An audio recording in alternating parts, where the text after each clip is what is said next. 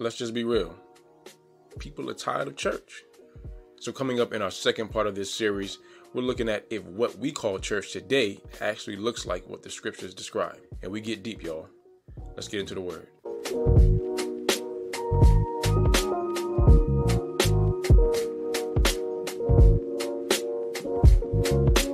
Hey, this is Solomon here at Word Made Fresh. We thank you for joining us.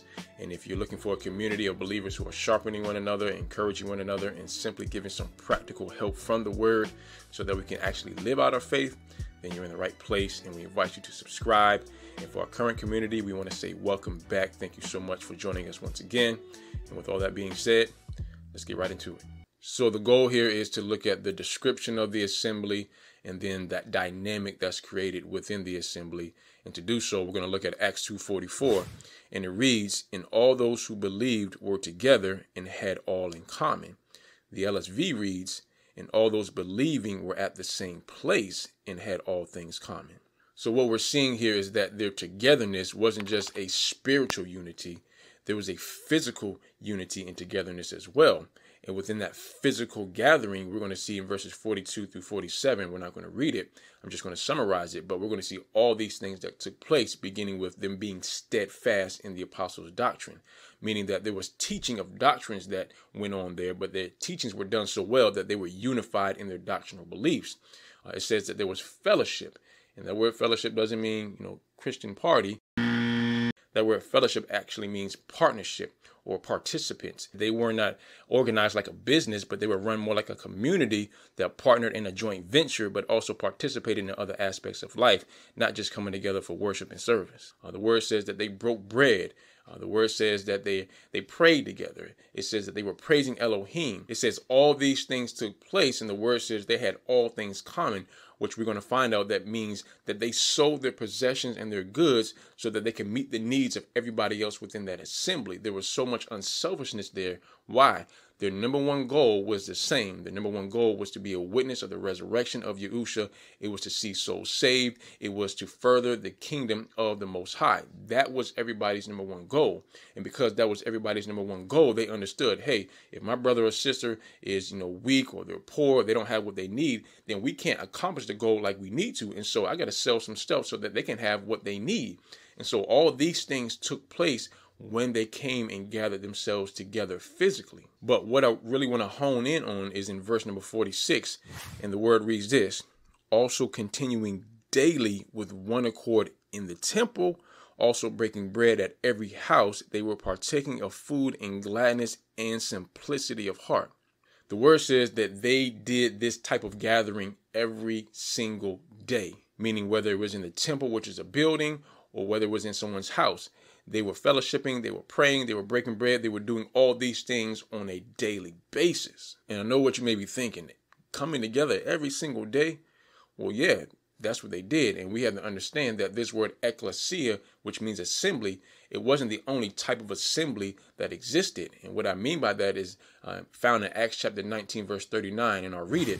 It says, "And if you seek after anything concerning other matters, it will be determined in the legal assembly." So we see here that this is a legal assembly that only met when things had to be litigated. They assembled as much as their purpose required them to.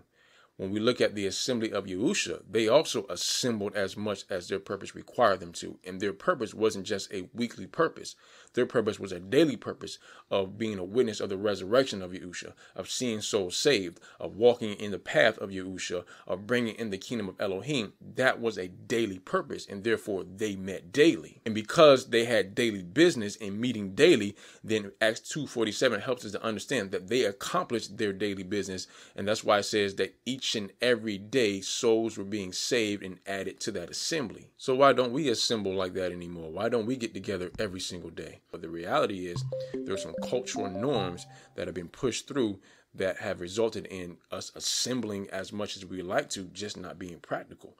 In the society in which we live, in our culture, it really isn't just conducive for assemblies to function the way that we desire for them to do so. And the truth is, again, we're in a spiritual war. And we know that the prince of the power of this air, he's a major player in influencing the decisions that are made and that sculpt our culture. And so now we're at a point in our society where the body has taken a huge blow, and some see it, some don't. But anytime an assembly has to close down, listen, that's not by coincidence. That's a spiritual attack. And that's why we have Hebrews 10:25, because the spirit of Elohim saw these type of days coming. And he knows as the day gets closer and closer to Yahusha's return, the pressure on believers doesn't lighten up at all. It gets heavier and heavier, and it gets so heavy that we have assemblies closing. And so the battle strategy to combat such an attack is not to disperse and to assemble less. No, Hebrews 10:25 tells us what the battle strategy is. And we're going to read it one more time. And it says this: not forsaking the assembling of ourselves together, as is a custom of some, but exhorting, and so much the more as you see the day coming near. We don't take light for those who've been put in difficult positions and had to close down, but the word is clear. The battle strategy against such attack is to assemble more. So what about that dynamic that we talked about that's created when we assemble together as we ought to? And to really get a grasp of that, we're going to look at Ephesians 4:11-12, and the word reads this: and he himself gave some as emissaries, that's apostles, and some as prophets, and some as evangelists, and some as shepherds or pastors and teachers, for the perfecting of the set apart ones, to the work of service, to a building up of the body of the Messiah. And the first thing that we see happen for the believers in that assembly is that they are perfected, or that word is also translated equipped, meaning that we get what we need to be victorious in our spiritual war. When we assemble together, there are those who have spiritual gifts, and those spiritual gifts are used when they're used within the spirit to equip the believers. And that's why it's so important that I, as a believer, don't go out there on my own thinking, hey, listen, I am the church, I can do this on my own. No, by definition, the word actually means assembly. And when you think about it, I can't be an assembly. And I get it, folks are leaving because the assembly is just not, what they're longing for. You can't find an example in the scripture where one person is referred to as the assembly. That's why I like using the word assembly instead of church. Nothing wrong with the word, but the word assembly just gives you a better sense of what it actually means. Secondly, we see not only are they equipped, the word says that they are built up, or another translation is they're also edified. That word means that they're strengthened. When those who were weak or poor came into the assembly, they knew that they were going to receive what they needed to live on another day. And listen, that'll give a person strength. I come in, I ain't got no food, I ain't got no clothes, but yet I know this brother or sister has sold something to provide for my needs, and Elohim has used him to do that. That'll give a person strength to go on another day. And so there was strength there. And once again, those spiritual gifts that were given to that assembly so that they could be strengthened. Listen, there is a spiritual strength that is reserved for the assembly when they come together that cannot be replicated outside of that assembly. It cannot be replicated online. It cannot be replicated anywhere else, And listen, that assembly doesn't have to meet in a building. We saw in verse number 46 that sometimes they met in the temple, sometimes they met in people's houses. You can meet in a park, you can meet under a tree, but wherever you meet as an assembly together, there is a special strength, and there's a special moving of the Spirit to give the assembly that strength that cannot be replicated outside of that assembly. And listen, that's the way the Most High designed it. And we cannot circumvent the Most High's design and expect to get the Most High's result. And the third thing that takes place within that dynamic that's created is found in Hebrews 10:25 that we're not going to read again. But the word says that they were to exhort one another. And that word exhort, it means to call near. It means to call to come near, but it also means to console or to comfort, meaning that they were to call each other near so that they could provide comfort and consolation to one another. When we understand all that was going on in that time, believers were being persecuted for just being disciples of Yahusha, for just being believers in Yahusha. And so they were losing homes, they were losing loved ones, they were going under torture, and all these types of things were happening. And so they needed to be comforted to continue on in their faith. And listen, it's very prevalent today. Folks need to be comforted, and they need to be comforted a lot. And once again, as the day gets closer and closer to Yahusha's return, the pressure on believers does not lighten up, and it gets heavier and heavier. And that's why the word says we have to come together more so that we can comfort one another more. So back to the problem at hand. Believers are just simply tired of church, and they're getting up and they're leaving and they're searching for something more. And I get that. I really believe the spirit within us is yearning for something more, even to the point where it's grieved because of the state of the assemblies. And so folks are out there, and they're out there alone looking for something that our culture is just not offering them, at least not in abundance. And so what do we do to fix that? Well, I believe the word has answers once again. And so we go to Revelation chapter 3 and verse 2, and the word reads, Wake up and strengthen what remains and is about to die, for I have not found your works complete before Elohim. So one thing we have to realize once again is that the state of the assemblies doesn't get any better. And so, you're not going to find a perfect assembly. However, there are assemblies out there that are still holding on to the essentials of what the assembly ought to be doing. And that's preaching the word, for example. That's prayer. That's praise and worship. These things are still taking place. And so I want to be with the people that are still involved in those things and get involved myself so that I can help strengthen those, so I can bring my spiritual gifts into that assembly to help strengthen that assembly, and so that the things that they are participating in that are still lined up with the word don't die off. And then the second thing that I believe will help is found in Revelation chapter 3, verse 8. And it reads, I have known your works. Behold, I have set before you a door having been opened, which no one is able to shut it.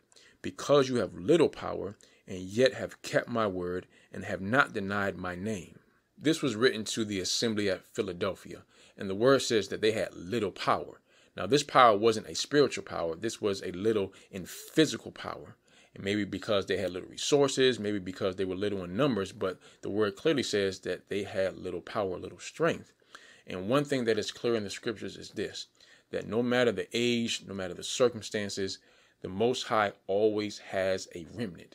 And I simply believe that if a believer is wanting to do the will of the Most High, and he's looking for an assembly who is sticking to his word, who's not denying his name, the Most High is going to honor that request according to 1 John chapter 5, because we know that if we ask anything according to his will, he hears us, and we have the petitions that we desired of him, and it is certainly his desire for us to assemble. And listen, the word clearly said that they were little in power. So sometimes we have to be of the mindset that I may not be meeting with an assembly who's meeting in a big building or a building of any sort. It could just be me and brother so-and-so who are meeting under this tree, or meeting in this park, or meeting in this house. But if that's the remnant that Elohim has led me to be able to stick close to his word and his will and not deny his name, then so be it. I'm satisfied with that, and so will the spirit within me be. And as the word tells us, he sets every member in the body as it pleases him.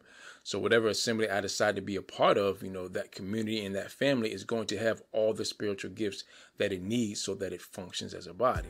Hey, believers, that is it. Hopefully you gain some value, perhaps even learn something. I don't know. Even if you like my shirt, just give us a thumbs up. Please consider subscribing, and don't forget to hit that notification bell.